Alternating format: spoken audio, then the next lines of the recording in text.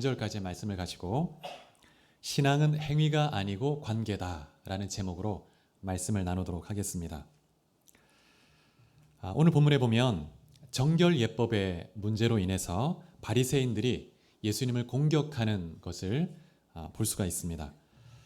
오늘 내용을 좀 단락을 구분해 보면 1절부터 5절에서는 바리새인들이 장로들의 전통을 근거로 해서 예수님과 제자들을 공격하고 고소하는 그런 장면을 볼 수가 있고, 6절부터 13절까지는 예수님께서 하나님의 말씀을 근거로 반격하는 것을 볼 수가 있습니다.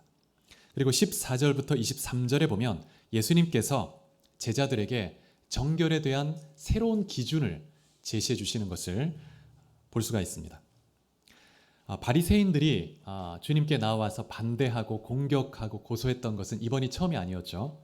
마가복음 2장에도 보면 금식의 문제, 그리고 안식일 준수에 대한 그런 문제로 인해서 바리새인들이 예수님을 공격한 적이 있었습니다. 다시 한번 이 바리새인들과 부딪히게 된 것입니다. 오늘 본문 1절에 보시면 예루살렘에서 바리새인들과 서기관 몇 명이 나와서 예수님께 모여들었다고 말씀하고 있습니다. 예수님에 대한 소문이 이제 갈릴리 전역뿐만이 아니라 유대 지역 또 예루살렘에까지 알려지게 되었습니다. 그래서 예수라는 자가 누구인지 한번 알아보라. 그래서 공회에서 보낸 그런 사람들인 것 같습니다. 이들이 예수님과 제자들을 가만히 지켜보다가 제자 중에서 몇 명이 부정한 손을 가지고 떡을 먹는 것을 보고 예수님께 따지듯이 물었습니다. 5절에 그 질문이 나오죠. 어찌하여 당신의 제자들은 장로들의 전통을 준행하지 아니하고 부정한 손으로 떡을 먹나이까? 이렇게 고소하듯 따지듯 물었습니다. 그런데 여러분, 이때 부정한 손이라는 것은 위생적으로 더럽다 그런 뜻이 아닙니다. 예식적 차원에서 부정하다는 의미죠. 그래서 하나님께 제사를 드리기에 적절하지 않은 상태라는 것입니다. 그래서 오늘 본문 3절 4절에 보면 장로들의 전통에 대해서 부연 설명이 나와 있죠. 근데 마태복음에 보면 동일한 사건이 기록되어 있는데 마태복음에서는 이런 부연 설명이 나와 있지 않습니다. 마가복음에서만 이렇게 부연적인 설명을 해주고 있는데, 그래서 왜냐하면 이 마태복음의 독자들은 유대인들이기 때문에 이 장로들의 전통에 대해서 익숙한 사람들이죠. 설명이 필요하지 않습니다. 그런데 마가복음의 독자들은 유대인의 전통을 잘 알지 못하는 로마의 이방인 그리스도인들이었기 때문에 이렇게 자세히 설명을 해주는 것입니다. 이 장로들의 유전에 의하면 유대인들은 손을 씻지 않고는 음식을 먹지 않았습니다. 특별히 시장에 나갔다가 돌아왔을 때는 온몸에 물을 뿌렸습니다. 그리고 나서야 음식을 먹었죠. 그런데 이 몸에 물을 뿌리다는 이 단어가 헬라 원어를 보면 밥티조라는 단어인데 세례를 베풀다, 세례를 주다, 침례를 주다 이런 단어입니다. 그래서 이 단어를 염두에 둔다면 시장에 다녀왔을 때에는 온몸을 물로 씻었던 것으로 보입니다.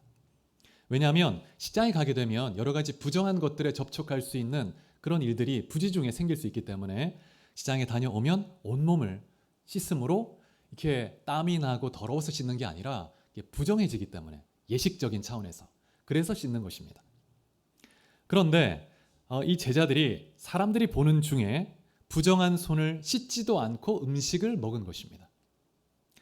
주님은 그러한 제자들의 행동에 대해서 전혀 개의치 않는 것처럼 보였던 거죠. 그래서 주님께 따지듯이 고소하듯 물었던 것입니다. 그런데 모세오경의 율법에 보면 손을 씻는 규정이 두 종류가 나오는데, 첫 번째는 제사장과 관련해서 손 씻는 그런 규례가 나와 있습니다. 제사장은 거룩한 하나님이 머무시는 이 성전에서 하나님 가까이 섬기기 때문에 항상 정결을 아주 철저하게 엄격하게 준수하도록 명령했습니다. 그래서 그 번제단에서 짐승을 불로 태워서 하나님께 올려드릴 때 그 전에 손과 발을 그 물두멍에서 씻도록 되어 있습니다. 그리고 성소에 들어갔다 나왔다 할 때에도 그 물두멍에서 손과 발을 씻게 했습니다. 그렇게 하지 않으면 목숨을 잃게 되는 거예요. 말씀을 한번 읽어볼까요? 출애굽기 30장 19절 20절 말씀을 우리 스크린에 보시고 같이 한번 읽어보겠습니다. 시작.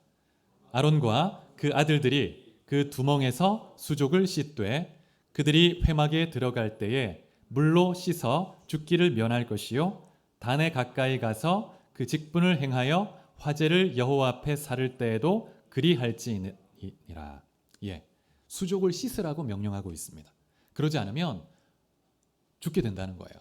왜냐하면 하나님은 너무나 거룩하신 분이기 때문에 하나님을 가까이에서 섬기는 이 제사장들은 철저하게 정결한 이 예법을 지켜야 했습니다. 레위기 22장 6절에 보면 같이 한번 또 읽어볼까요? 시작. 곧 이런 것에 접촉된 자는 저녁까지 부정하니 그의 몸을 물로 씻지 아니하면 그 성물을 먹지 못할지며. 이스라엘 백성들이 성전에 나와서 예물을 드리면 그 제물 중에서 일부를 제사장들이 분깃으로 얻게 되어 있었습니다. 그래서 그 제물의 일부를 받아서 먹을 때에는 부정한 상태로 먹으면 안 됩니다. 그러면 하나님의 진노를 받아요. 그래서 정결함으로 딱 이렇게 몸을 씻고 정결한 절차를 밟고 먹어야 합니다. 근데 만약에 부정한 것에 접촉했거나 그런 상태로 먹으면 안 되기 때문에 항상 몸을 씻고 먹는 거예요. 그래서 이렇게 제사장들은 정결의 규례를 굉장히 엄격하게 준수했습니다. 두 번째, 이 손을 씻는 규례는 일반 백성과 관련되어 있는데 레위기 15장에 보면 그 예가 나와 있습니다. 레위기 15장 11절을 같이 한번 읽어보겠습니다. 시작.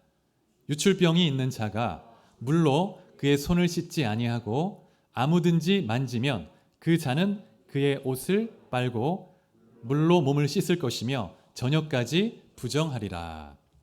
이 말씀 보면 어떤 사람이 유출병으로 인해서 몸이 부정하게 되었을 때 부정한 상태로 다른 사람을 터치하고 만지게 되면 그 사람도 부정하게 됩니다. 그래서 반드시 손을 씻고 그 사람을 만져야 된다는 거예요. 그런데 만약 손을 씻지 않고 그 다음에 타인을 만지게 되면 그 사람이 옷을 빨고 몸을 씻어야 합니다. 그리고 나서도 저녁까지 부정하게 되어서 하나님 앞에 나갈 수 없게 된다는 것입니다. 근데 이 말씀은 이 손을 씻는 것은 음식과 관련된 것은 아니죠. 그래서 이 모세오경을 보면 일반 백성들이 음식을 먹을 때 반드시 손을 씻고 부정을 씻고 먹으라고 하는 그런 규례가 있지는 않습니다. 그러면 장로들의 전통이 무엇일까요? 이 장로들의 전통이 생겨나기 시작한 것은 바벨론 포로기 이후였습니다. 서기관들이 모세오경의 율법을 해석한 것이 후대 시대에 구전으로 계속 전해졌는데 이것이 전통이 된 거예요. 그래서 이스라엘 백성들이 하나님의 말씀을, 율법의 말씀을 그들의 삶에서 구체적으로 어떻게 적용하고 지켜가야 할지에 대해서 그런 지침이 되었던 것입니다. 여러분, 유대인들은 이스라엘 백성들이 머무는 이 가나안 땅을 정결한 땅으로 생각했고 이방 땅은 부정한 곳으로 여겼습니다. 그래서 만약 이스라엘 백성들이 이방 땅에 여행을 하고 돌아오게 될 때 다시 이스라엘 백성들이 머무는 가나안 땅 경계를 들어올 때는 발에 먼지를 떨어냈습니다. 이방 땅의 그 땅의 먼지를 털어내는 거예요. 그리고 몸을 씻었죠. 그래서 정결함을, 부정함을 씻어내고 그 땅에, 약속의 땅에 다시 들어오는 거예요. 그리고 이스라엘 땅 중에서도 하나님이 머무시는 성소는 더 거룩한 곳이었습니다. 그리고 성전에서도 지성소, 하나님이 머무시는 그 지성소는 가장 거룩한 곳으로 여겨졌죠. 그래서 이스라엘 백성들은 철저하게 이 거룩하고 속된 것, 이 거룩의 단계가 나누어져 있었습니다. 그래서 하나님 앞에 나가기 위해서는 이러한 정결 예법을 철저하게 준수하고 나갈 수가 있었습니다. 그런데 이런 이스라엘 백성들이 하나님께 범죄하고 우상을 섬기고 타락함으로 말미암아 이방 땅에, 부정한 이방 땅에 쫓겨나서 살게 된 것입니다. 그리고 이방 문화 속에서 온갖 부정한 것을 접촉하며 살아가게 된 거예요. 그래서 이때부터 이스라엘 백성들이 어떻게 정결함을 유지하고 하나님 앞에 나가야 될 것인지에 대해서 많은 랍비들이, 서기관들이 성경을 해석하고 지침을 제시해 주기 시작했는데 그것이 구전으로 이어져 내려온 것이죠. 그래서 예수님 당시에 수많은 지침과 규례들이 계명마다 이렇게 세분화되어 있었습니다. 그래서 지난번에 안식일에 대한 말씀을 볼 때도 말씀드렸는데 안식일 규정에 대해서만 39가지의 지침이 따로 있었습니다. 그래서 안식일 이 규례를 잘 지키기 위해서는, 이 계명을 지키기 위해서는 39가지의 세부 조항을 다 지켜야 되는 거예요. 또 유대 전승에 의하면 이 39가지에 대해서도 각각 또 다른 지침이 또 있다는 거예요. 그러니까 굉장히 세밀하게 이런 지침을 만들어 놓고 백성들에게 짐을 부과했던 것입니다. 그래야 너희가 하나님의 계명을 바로 지키는 것이다. 이렇게 했던 것입니다. 예수님 당시에 여러 그 종파가 있었는데 사두개인들 같은 경우에는 오직 모세 오경의 율법 토라만 권위 있는 것으로 받아들였습니다. 그런데 이 바리새인들은 이 토라뿐만 아니라 이 랍비들이 해석했던 구전으로 전해오는 이 장로들의 전통도 토라 못지않게 권위 있는 것으로 받아들인 거예요. 그래서 굉장히 중요하게 지키기 위해서 애를 썼습니다. 그래서 이 바리새인들은 어떤 생각이 있었냐면, 사실 처음에는 선한 동기로 그런 마음이 있었는데, 우리가 제사장들이 하나님의 성전에서 하나님을 섬기듯 그렇게 정결 예법을 지키고 하나님 앞에 나가는 것처럼 우리 온 백성이 제사장처럼 또 성전에서 하나님을 섬기듯 우리의 삶에서 그렇게 하나님을 섬겨야 한다. 그것이 하나님을 바로 섬기는 것이다. 이런 열심이 있었던 거예요. 그래서 다르게 표현하면 우리가 주일에 교회 나올 때만 경건하게 하나님 앞에 나가는 것이 아니라 우리 삶 전체를 정말 예배하며 살아야 된다. 또 정말 나는 그냥 평신도니까 그냥 이렇게 살면 안 돼. 우리가 정말 삶에서 정말 우리 한 사람 한 사람 예수의 제자로 정말 하나님의 헌신된 사역자처럼 살아가야 된다. 이런 열심으로 이런 전통을 만들기 시작했던 것입니다. 그런데 그런 선한 동기가 시간이 지나면서 점점 식기 시작했고, 그리고 복잡한 규례와 형식만 남게 된 거예요. 그래서 이러한 이 전통들은 자신의 경건함을 드러내는 외식의 수단이 되어버렸습니다. 그래서 사람들은 오히려 이 전통들 때문에 하나님께 나아가는 것이 너무 힘든 일이 되어버린 거예요. 그래서 10계명 이 계명을 하나하나 지키는 데에만 수십 가지의 조항이 있으니까 이거 뭐 하나만 제대로 못 지켜도 어겨도 계명 자체를 어겨버리는 것이니까 백성들은 그 계명을 지키는 것이 너무 어려운 거예요. 그래서 예수님이 이런 말씀을 하셨습니다. 누가복음 11장 46절에 보면 화 있을진저 너희 율법 교사여 지기 어려운 짐을 사람에게 지우고 너희는 한 손가락도 이 짐에 대지 않는도다. 백성들에게 무거운 짐을 지웠다는 거예요. 근데 사실은 그 백성들이 진리 가운데 나아가고 하나님을 만나고 하나님의 은혜 가운데서 자유함을 누리게 해주어야 되는데 그러지 못했던 것입니다. 그래서 오늘 1절부터 5절에 보면 바리새인들이 이러한 이 장로들의 유전, 이 전통을 가지고 예수님을 공격한 것입니다. 6절 이후를 보면 예수님께서는 장로들의 유전이 아니고 전통이 아니라 하나님의 말씀 그 자체를 가지고 반격하시죠. 그러면서 오늘 본문에 보면 8절, 9절, 13절에 똑같은 그 문장이 반복이 되는데 사람의 전통으로 하나님의 계명을 저버렸다는 거예요. 인간이 만들어 놓은 그 전통을 가지고 하나님의 말씀을 버렸다는 겁니다. 중세 시대에 가톨릭 교회가 한 일이죠. 전통을 하나님 말씀보다 위에 두고 하나님 말씀을 버렸습니다. 믿음으로 구원받는 이 이신칭의 복음을 버려버리고 온갖 행위로 또 면죄부를 가지고 죄를 씻어낼 수 있고 천국 갈 수 있다고 속였죠. 그래서 완전 뒤집힌 거예요. 그래서 이 예수님 당시에 바리새인들이 그랬던 것입니다. 그래서 오늘 본문에 보면 너희 전통 그리고 하나님의 말씀이 대조가 되고 있죠. 오늘 본문 10절 11절에 보면 바리새인들이 그들의 전통을 가지고 어떻게 하나님의 계명을 저버렸는지 그 예가 나와 있는데 10계명 5계명을 예로 들어서 설명하고 있습니다. 5계명이 뭡니까? 내 부모를 공경하라 하는 계명입니다. 또 이와 관련해서 출애굽기 21장 17절 말씀도 예수님이 인용하시는데 아버지와 어머니를 저주하는 자는 모욕하는 자는 죽임을 당할 것이다. 이 말씀을 또 인용하십니다. 그래서 부모님을 어떻게 존중하고 공경하고 또 돌보고 섬겨야 할지에 대한 하나님의 말씀인데 이 말씀을 제대로 지키지 않고 장로들의 유전을 가지고 패버렸다는 것입니다.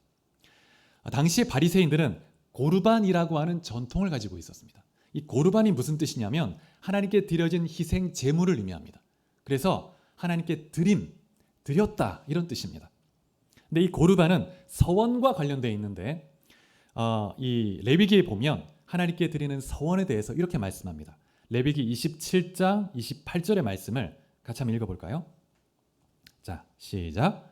어떤 사람이 자기 소유 중에서 오직 여호와께 온전히 바친 모든 것은 사람이든지 가축이든지 기업에 바치든지 팔지도 못하고 무르지도 못하나니 바친 것은 다 여호와께 지극히 거룩함이며, 하나님께 자신이 가진 재산의 일부를 하나님께 드리기로 서원하게 되면 그 재산은 하나님께 바쳐진 거룩한 것이기 때문에 다른 용도로 다른 사람에게 이양될 수가 없다는 거예요.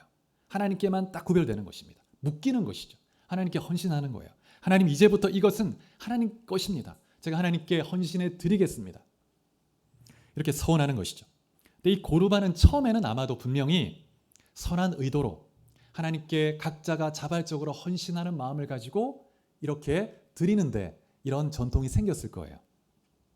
그런데 예수님 당시에는 이 바리새인들이 부모님을 돌보고 섬기는 그 책임을 회피하는 수단이 되어버렸다는 것입니다. 그래서 부모님을 섬기기 위해서 써야 할 비용이나 재산을 그냥 하나님께 드림이 되었다라고 하면 그것은 더 이상 부모님을 위해 쓰지 못하게 되는 거예요. 그래서 구체적인 정황은 알 수 없지만 아마도 부모님과의 갈등이 있었는데 그 자녀가 부모님에 대한 원망을 가지고 그냥 부모님을 봉양해야 될, 섬겨야 될 그런 수단을 가지고 그냥 하나님께 드려버리는 거예요.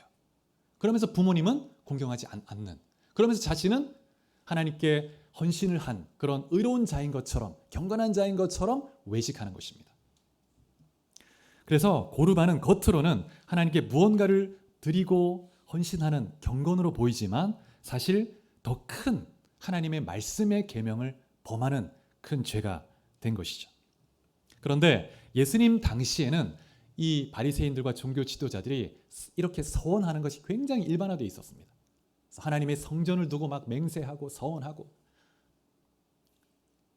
그래서 이렇게 겉모습과 내면이 다르게 행동하는 것을 외식이라고 하죠. 외식. 오늘 본문 6절에 보면 예수님께서 이사야 29장 13절을 인용하십니다.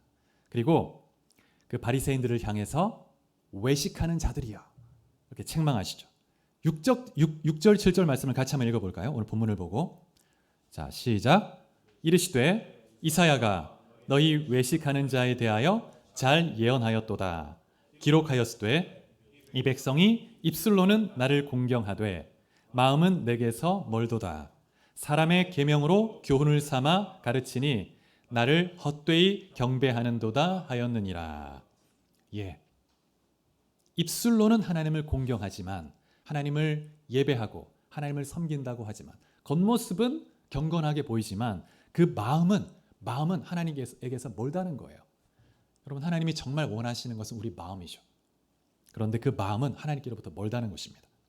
여러분, 이 외식이라는 이 단어, 외식하는 자라는 이 단어는 어원적으로 무대 위에서 연기하는 배우를 의미합니다. 그래서 자신의 실제 모습은 가면, 그 역할 뒤에 감추어져 있습니다. 실제 모습이 아니에요. 근데 그 무대 위에서 그렇게 연기를 하는 것입니다. 근데 지금 종교 지도자들이, 바리새인들이 그렇게 연기를 하고 있다는 거예요. 근데 주님이 원하시는 것은 네 내면에 있는 실제 너의 모습이다. 너의 모습을 나에게 보여다오. 이렇게 말씀하시는 것이죠. 그 내면의 모습은 썩어져 가고 죽음과 온갖 부패 부정이 가득한데 겉모습만 회칠한 무덤처럼 깨끗하게 하게 보이면 그게 무슨 의미가 있냐는 거예요.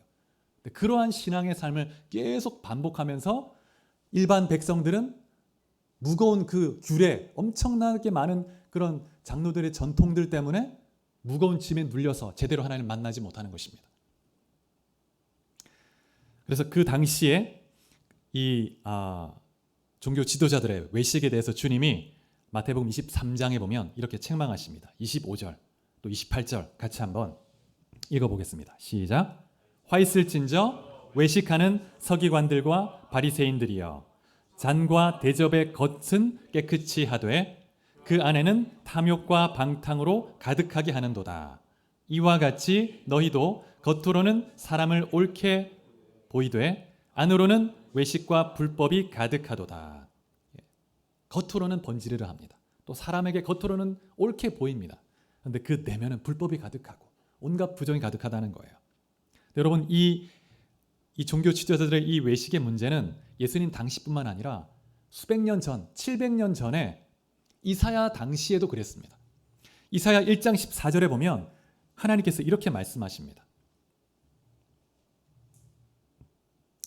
헛된 재물을 다시 가져오지 말라. 내 마음이 너희의 월삭과 정한 절기를 싫어하나니 그것이 내게 무거운 짐이라. 내가 지기에 곤비하였느니라. 이스라엘 백성들이 하나님을 예배한다고 하면서 매주마다 절기마다 나와서 매달마다 제물을 드리고 하나님 앞에 예배를 드리는 거예요. 성전을 수없이 드나듭니다. 그런데 하나님께서 뭐라고 하냐면 헛된 제물을 가지고 오지 말라는 거예요. 너희가 입술은 나를 공경한다고 하지만 마음은 내게서 멀잖아. 내가 신물이 난다. 너희가 내게 드리는 것이 내게 무거운 짐이다. 내가 너무 피곤해. 이렇게 말씀하시는 거예요. 오늘 본문으로 돌아와서 14절 이후를 보면 예수님께서 이 외적인 정결, 이 정결보다 내적 정결이 더 중요하다고 말씀하십니다. 그래서 정결의 기존의 외적 기준을 무너뜨리시고 새로운 내적 기준을 세우시는 거예요. 하나님 앞에 나아갈 때는 내적인 기준, 내적인 정결을 세워야 된다는 거예요. 그래서 무엇이든지 밖에서 사람에게 들어가는 것, 입으로 들어가는 것은 그 사람을 더럽게 하지 못하고 그 사람 안에서 나오는 것이 그 사람을 더럽게 한다고 말합니다. 여기서 더럽게 한다는 것은 위생적으로 더럽게 한다는 말이 아니고 예식적 차원에서 하나님 앞에 제사를 드리고 예배 드릴 때 합당한 그런 상태로 만들지 못한다는 거예요. 부정하게 만든다는 것입니다.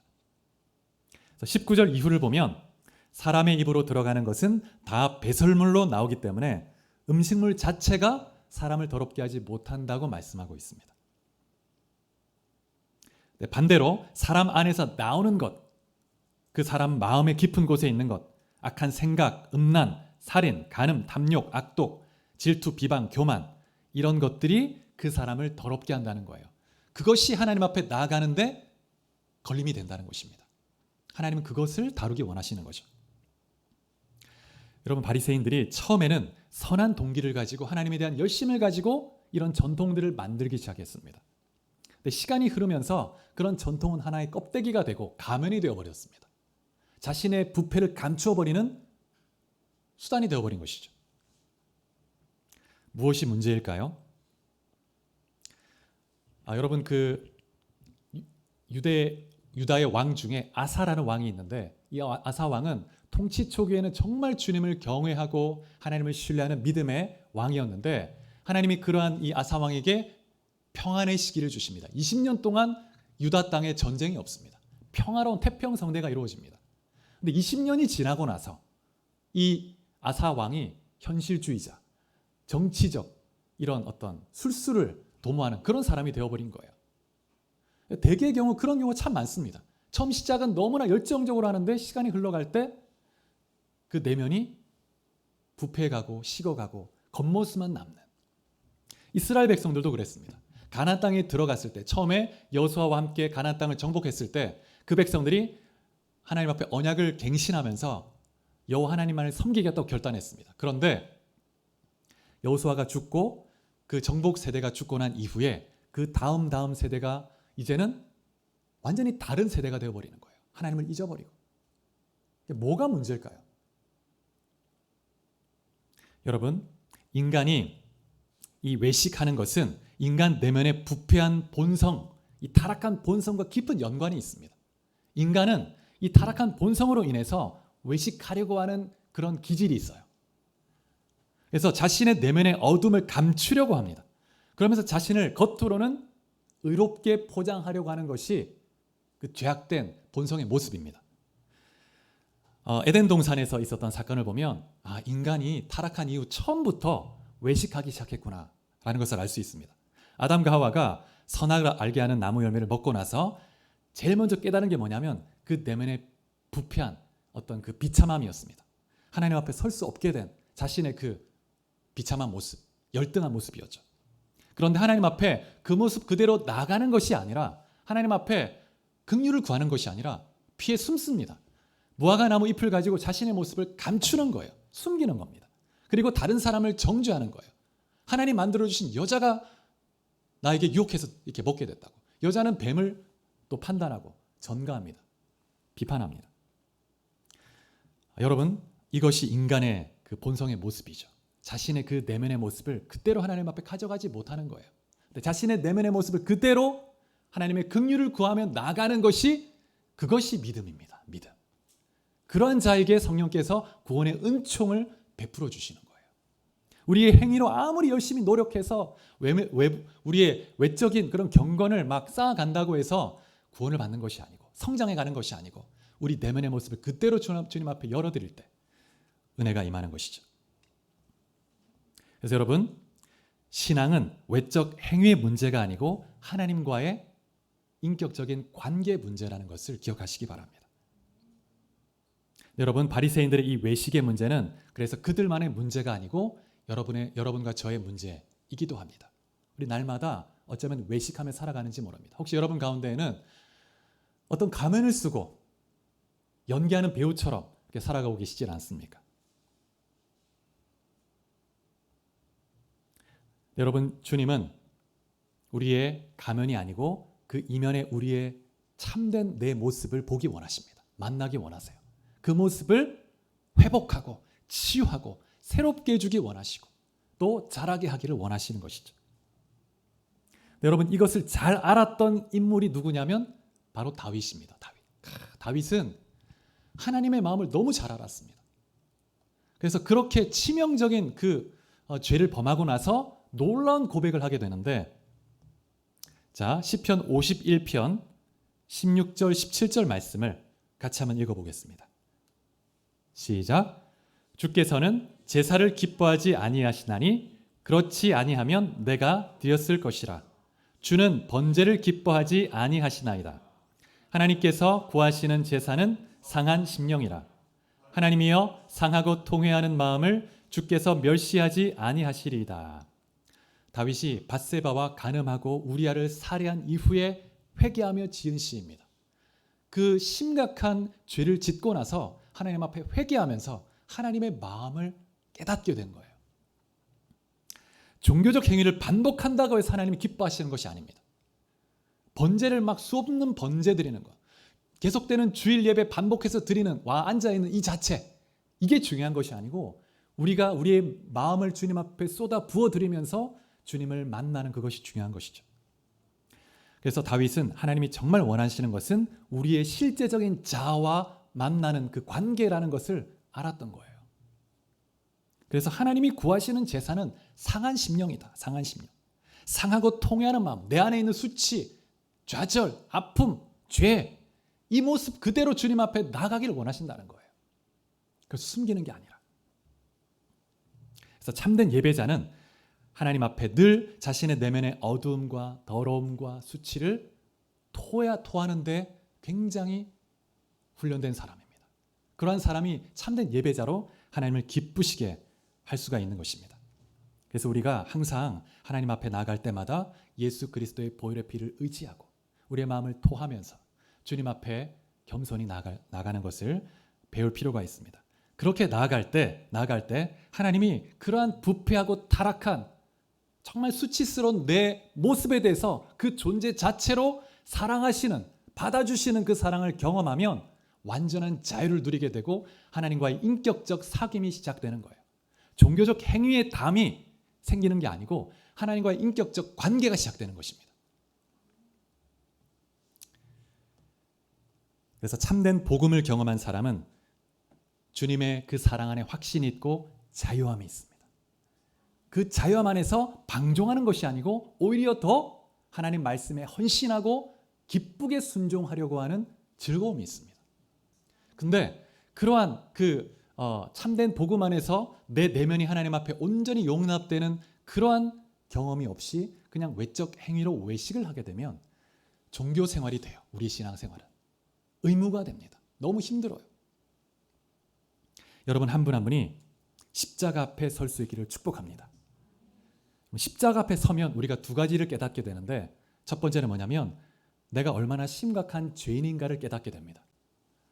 왜냐하면 지금 십자가에서 비참하게 죽어가는 예수님 모습을 볼 때 사실은 내가 이렇게 처형을 받아야 되는 존재인데 주님이 대신 받으시는 거거든요.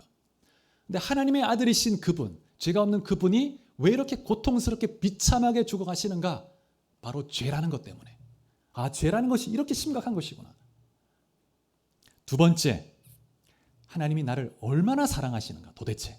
얼마나 사랑하면 독생자들을 이렇게 희생시켜서 비참하게 죽게 만드시는가.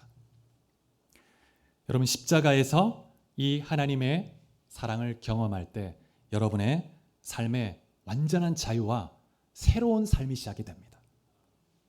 여러분 한 분 한 분이 날마다 그 십자가 앞에서 주님을 바라볼 수 있기를 축복합니다.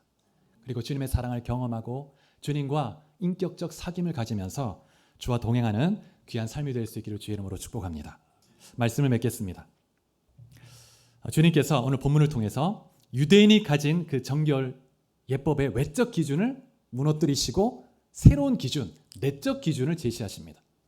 이 외적 기준이 있게 되면 무엇이 문제가 되냐면 유대인들만, 특정 종교인들만 하나님 앞에 나갈 수 있게 됩니다. 나머지 사람, 일반 백성들, 또 이방인들은 도저히 하나님께 나갈 수가 없게 돼요. 주님은 그 모든 것을 붕괴시키시고 문제는 너희들의 마음이다. 마음은 하나님 앞에 모두가 다 이방인이나 유대인이나 제사장이나 일반 백성이나 다 부패했다는 거예요. 죄인이라는 것입니다. 그래서 예수의 보혈의 피를 의지해서 나아가야 한다. 그래서 여러분 오늘 이 본문에 이어지는 그 사건이 뭐냐면 수로보링게 여인의 딸이 있는데 귀신이 들렸습니다. 그 딸을 고쳐주는 사건이 나오는데 오늘 본문의 그 앞에 그 누가복음 6장을 보면 기적 사건이 나옵니다.